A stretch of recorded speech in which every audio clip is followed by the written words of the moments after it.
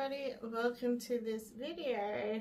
Today's video is the August wrap up for my reading videos. I know it's taken a while to get to this video and I do apologize. I've had some stuff happening behind the scenes with family and stuff. And yeah, we finally got here today to film this for all of you guys. So I have read 2, 4, 6, 8 books in August, so it was an awesome reading month. I hope it was for all of you guys out there. Obviously my upcoming videos will be my September wrap up, and before that will be my October TBR. So stay tuned for those. If you see me looking down, I've just got my reading journal in front of me, so I know how many stars I gave each book and all that kind of thing. So I'm going to start with Horror Hotel. This was the first book I read. It was only really short, which is awesome. I gave this 3 stars. It was alright. It was my first like horror sort of read. It was well done, the length was good, but some more scary parts would have been nice. It was not as scary as it could have been. This book is like a YA book, so it was sort of good for a YA read, and I sort of also knew who it was all the way through. Like, I figured it out and it was kind of obvious, so that was the other reason why it was only 3 stars. But all in all, it was a quick read and an okay one. Challenge wise, with my challenge for my local book club, it met the horror book. So that's that one. Next up we have Happy Place by Emily Henry. This was either my second or third Emily Henry book. I gave it 5 stars, so I loved it. I enjoyed it, and I liked the friendship message that sort of went through the story. It's very easy to read, engaging, and I recommend it if you haven't read it already. I know a lot of people have. It came under the letter H for my letter challenge A to Z. Yeah, and I'm looking forward to future Emily Henry reads. I've still got to backtrack and read like Book Lovers and all that kind of thing. I have read Beach Read and loved that. So yeah, Happy Place. Next up, the very popular Fourth Wing. I was kind of nervous going into this one because of all its rave. But I gave it 5 stars. And I was like, oh my god, I just loved this book. It was so well done.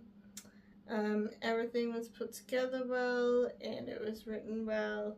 I enjoyed like every moment. I also listened to like the Audible as I sort of followed through the book because it was such a chunky one. And the Audible is really good too if you're an Audible person. Of course, you don't have to have the physical copy as well. I highly recommend it, and I'm looking forward to the second one, which comes out toward the end of the year, doesn't it? It's either November or December, so I'm sure we'll all be rushing to the shop when it comes out. But yeah, I was impressed with it and loved it. It met my challenge for a book published in 2023 for my local book club challenge that we're doing this year. I'm also looking into like other books that the author has written as well. So, because I love her writing. So this one kind of got pushed into the line of reading because we have The Love Wager by Lynn Painter, which was a book picked by my Planner Friends book club, but I had the first one on my shelf, so it's like a duo. You don't have to read them together, but I wanted to, so I threw this one in. This is Mr. Wrong Number, which is the first one. I can't remember what the duo was called, but yeah. I gave this 5 stars. It's a great read, such an easy, smooth read and a great storyline, and it met letter M for A to Z challenge, and yeah, it was definitely worth the read before The Love Wager, which of course is our next book, The Love Wager by Lynn Painter. So this was another awesome read. I gave this one 5 stars as well. I enjoyed the story, the ease of reading, and yeah, it's a really good book. Definitely recommend it. They're both really quick to read as a duo, so yeah, recommend them both. This one of course came under the letter L for Love Wager for my A to Z thing, so yeah. And Lynn Painter is definitely one of my favorite authors. Definitely. I had another 5-star read next, which was really good. I was a little unsure going into this one, because it was a bit hyped up as well, but the storyline was a bit unusual. And the book I'm talking about is Yellowface, but it was really good. I enjoyed this. Gave it 5 stars. It's definitely interesting but enjoyable, and it was good to have like the book publishing world in a book, because it was wonderful in capturing the storyline, and it was also very interesting because yeah, of the lying and stuff around it, and the stealing of her friend's work and stuff like that. But yeah, definitely recommend it. It was colour in the title for my local book club challenge because it has yellow in it, and it also was for the letter Y for my 8C challenge. So yeah, definitely recommend if you haven't read it and you want something a bit different too than usual. We've got 2 to go. Next up we have an Agatha Christie book. This one I got when I was down in Melbourne, so it travelled very, very far to be with me. It's The Body in the Library. I have a bit of a collection of Agatha Christie books. I do enjoy them, and I gave this particular one 4 stars. Maple is a very entertaining element of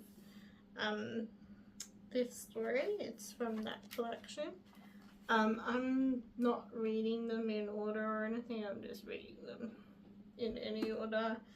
But I've also watched like a Maple TV series, so I was worried at first that this one was in that series because I hadn't knew the storyline, but luckily it was a different one. Yeah, so it didn't meet any challenges, but it met my theme of reading Agatha Christie books because she's a favorite author of mine as well. So yeah.